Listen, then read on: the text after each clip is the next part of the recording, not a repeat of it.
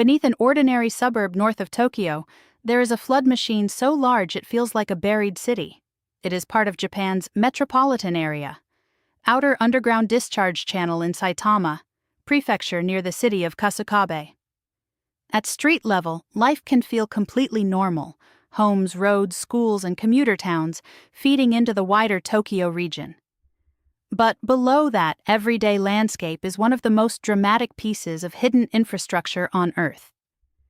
The system is not a subway, not a secret base, and not an abandoned ruin.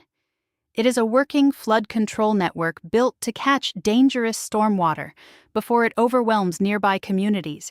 Huge vertical shafts drop deep underground. Long tunnels connect them. At the end of the route, an enormous pressure control chamber helps calm and manage the water before it is pumped away. What makes the place so strange is the contrast. The structure exists beneath a landscape that does not announce it. There is no need for a mountain fortress, a desert bunker, or a remote island. The mystery is under a suburban edge of one of the world's largest urban regions, and the first surprising fact is simple. This hidden space is meant to be empty most of the time. Its purpose is not daily traffic.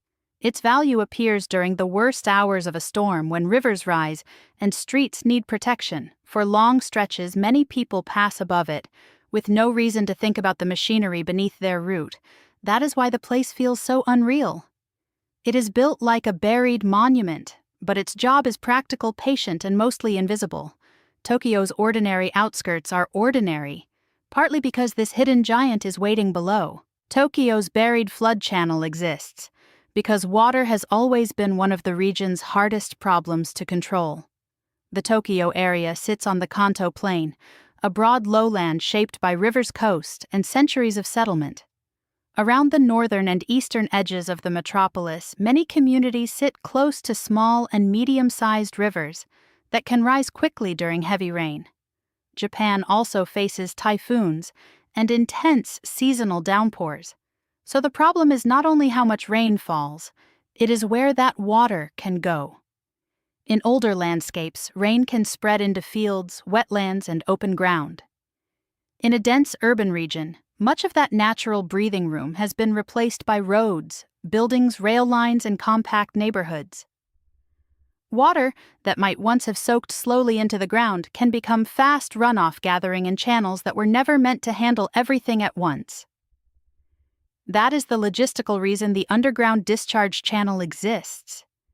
It creates a hidden overflow route.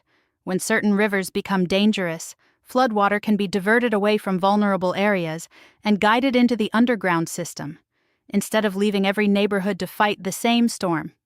Separately, the system collects and moves water toward a place where it can be controlled.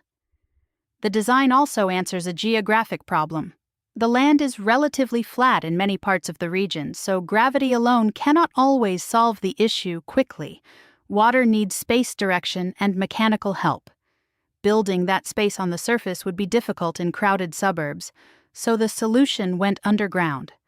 What seems like an unbelievable hidden chamber is really a response to a very ordinary fear: a river rising too high, too fast, too close to home. The strange infrastructure exists because the geography left little room for mistakes. Inside the underground flood system, the practical payoff is not mystery, it is time. When heavy rain pushes local rivers toward dangerous levels, the system can take in floodwater through intake points linked to deep shafts. From there, water moves through a large underground tunnel toward a vast pressure control chamber. That chamber slows the force of the water and gives the pumps a steadier flow to handle. Then powerful machinery sends the water into the Edo River, where it can move away from the most vulnerable streets and neighborhoods. The strange part is how much patience is built into the design. For ordinary days, the structure may sit silent. During a major storm, it becomes a backup route for an entire landscape. It does not stop rain from falling. It does not make rivers harmless, but it gives the region an extra layer of protection hidden beneath the surface. The system survives as a curiosity because it feels like two worlds stacked on top of each other.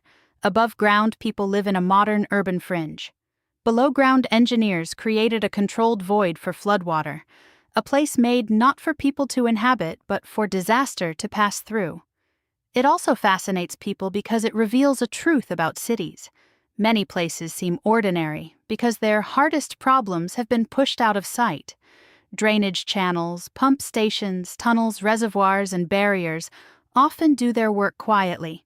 They become noticeable only when they fail or when someone learns they exist. Kasukabe's underground flood channel is unusual in scale but not in purpose. It is geography turned into engineering. It is a reminder that a city is not just streets and buildings. It is also the hidden systems that keep water traffic power and daily life moving. And sometimes the strangest places are built so the ordinary world above can continue.